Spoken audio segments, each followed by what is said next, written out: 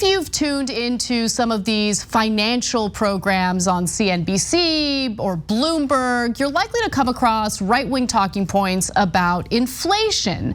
The argument that we're experiencing high prices in various goods and services as a result of lazy workers who don't want to go back to work and they just want to collect unemployment checks, as a result of government spending on the poor. In fact, if you didn't get any of that while watching television, number one, you're lucky. Number two, I'm about to expose you to it. Take a look. Gas prices are up, food is up, housing is up. All of the cost, all of the inflationary indicators are having a red light, not just a caution light, but an alarm bell going off. Republican lawmakers are taking aim at President Biden's economic agenda, and inflation data is at the center of that strategy. They pointed to rising prices as evidence that President Biden's COVID relief package was too big. We've got to get reasonable and real about spending, or inflation will be a problem, government stability will be a problem, the dollar will be a problem. I think my main reaction is that this is the budget that you write in the campaign trail. This is the budget that you write for the Democratic Twitter base. This is not the budget that you write when you're governing and you're in the face of inflation and your most senior graybeards economically in the Democratic Party are saying we have to stop spending this types of stimulus money. We've got to start getting a handle on the reality of increased inflation. Everybody should, and the more you look at a $6 trillion investment, it is going to be a real problem because it's just more fodder on the fire for inflationary concern. Now, just last week, Joe Biden proposed his budget and it would spend about $6 trillion. Of course, Republican heads exploded as a result of that because in order to pay for it, Biden has also proposed to increase taxes on the wealthy. Now, we've seen what that fight looks like, and it isn't much of a fight. Biden seems to have a very laxed way of pushing for higher taxes for corporations and the wealthy.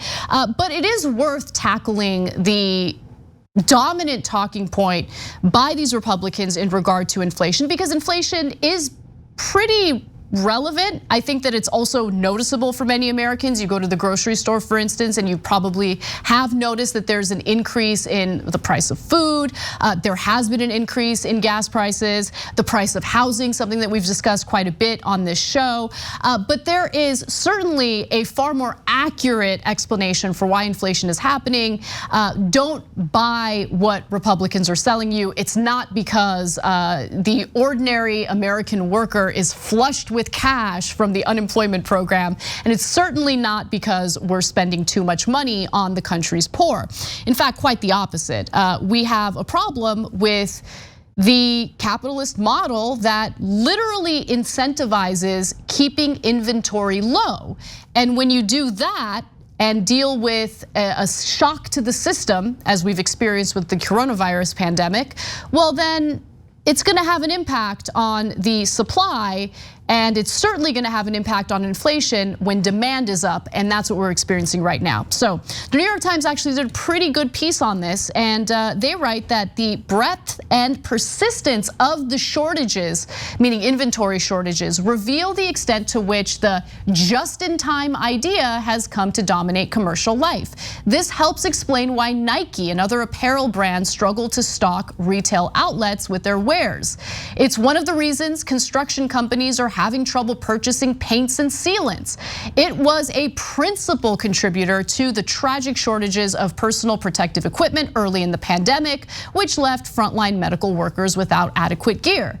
So just take a moment to think about it. We're dealing with a global pandemic in a global economy. And when you have major US corporations rely on the exploitation of cheap labor in other countries like China and India, well, a shock to the system like a pandemic is going to disrupt the supply chains and also have an impact on inventory of products which were already slim as a result of this just-in-time model, which really started to take off in the 1980s. Now, the underlying thing here, the underlying motivator for the just-in-time low inventory model is to maximize profits. We all know that. So let me give you those details. Companies that run successful lean programs not only save money in warehouse operations, but enjoy more flexibility, declared a 2010 McKinsey presentation for the pharmaceutical industry. It promised savings of up to 50% on warehousing if clients embraced its lean and mean approach to supply chains. So if you go to Macy's, for instance, and you decide that you want to buy a nice sectional couch, as I did in January of this year because I desperately needed one, they don't have that couch in stock. They'll tell you it's in stock, but it's not in stock. And then 4 months later, when you haven't gotten the couch and you're like, yo, what's up, what's going on? They won't tell you what's really going on, but in reality, the supply chains have been disrupted. Inventory is incredibly low, in fact, to the point where they don't even have the couch in stock. And as a result, you are paying more for the item and waiting much longer in order to get the item delivered to you. Also, this kind of slim inventory thinking not only left us vulnerable economically to the coronavirus pandemic and all of its economic impacts, but it put us at a disadvantage while for many years put major corporations at a huge advantage because they don't have to worry about warehouse space. They can maximize their profits by keeping their inventory slim. In fact, from 1981 to 2000, American companies reduced their inventories by an average of 2% a year. According to one study, these savings helped finance another shareholder enriching trend. My favorite thing to bring up on this show, the growth of corporate stock buybacks. So they're like, hey, maybe we save on warehouse costs because we don't have to store, all these products and have a large inventory.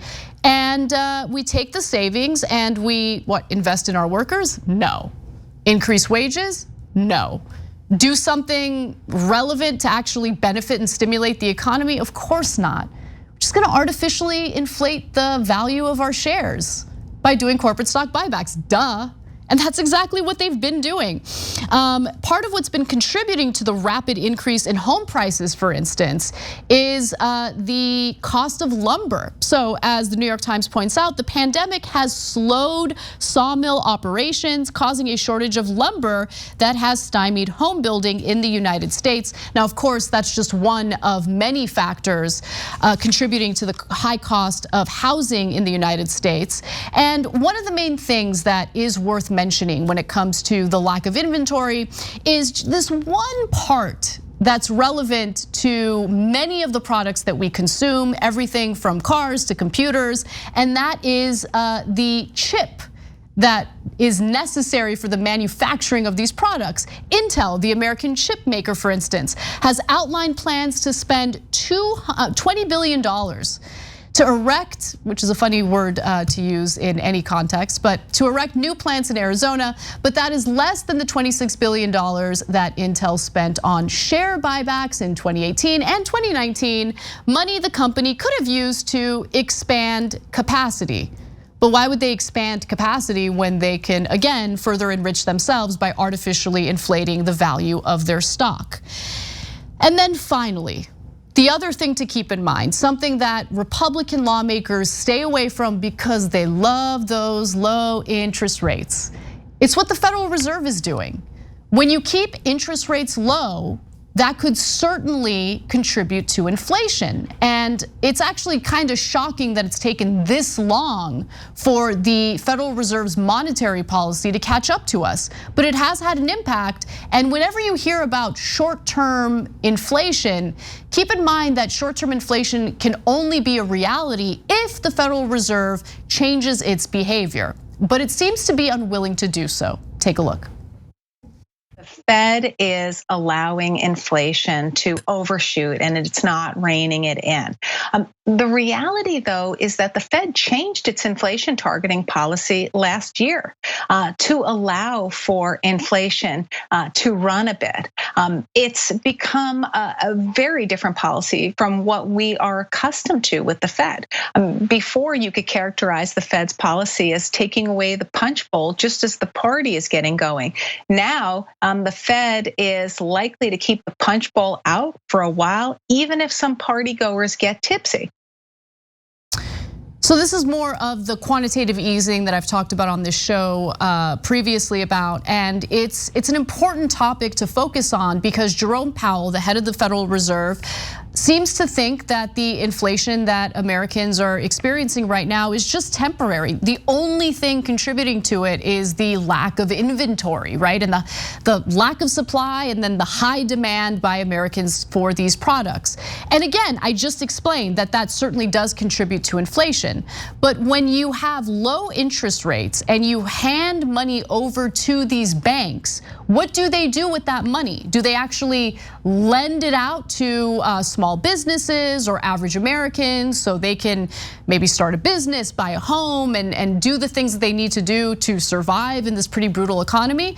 No, they've used the money to essentially buy up residential real estate themselves. They've handed it over to private equity firms that have done the same. I mean, it's just cheap money that's being printed by the Federal Reserve and given to these major banks. And that, of course, I mean, think about it. You increase the supply of money, and what does that do? It lowers the value of the dollar. And Jerome Powell seems to be completely delusional about how much of a negative impact quantitative easing has had on the economy, which means that he's likely to continue with the policies that have been pretty disastrous for the average American and pretty great for these banks and corporations that have been able to benefit from quantitative easing. But at the heart of this, again, is the fact that inflation is not caused by the federal government giving Americans too many so-called handouts. That is not the problem here. There has been quite a bit of corporate welfare in this country for quite some time since the 2008 economic collapse. That's where the attention should be focused. The fact that these companies have low inventory in order to maximize their profits, that should be the focus of this. But that's not what you're gonna get from these goons in Washington that wanna make you think that you're the problem because the government happens to finally give a little economic relief during a pretty brutal pandemic. Thanks for watching the Young Turks, really appreciate it. Another way to show support is through YouTube memberships. You'll get to interact with us more. There's live chat emojis, badges. You've got emojis of me, Anna, John, JR. So those are super fun. But you also get playback of our exclusive member-only shows and specials right after they air. So all of that, all you gotta do is click that join button right underneath the video. Thank you.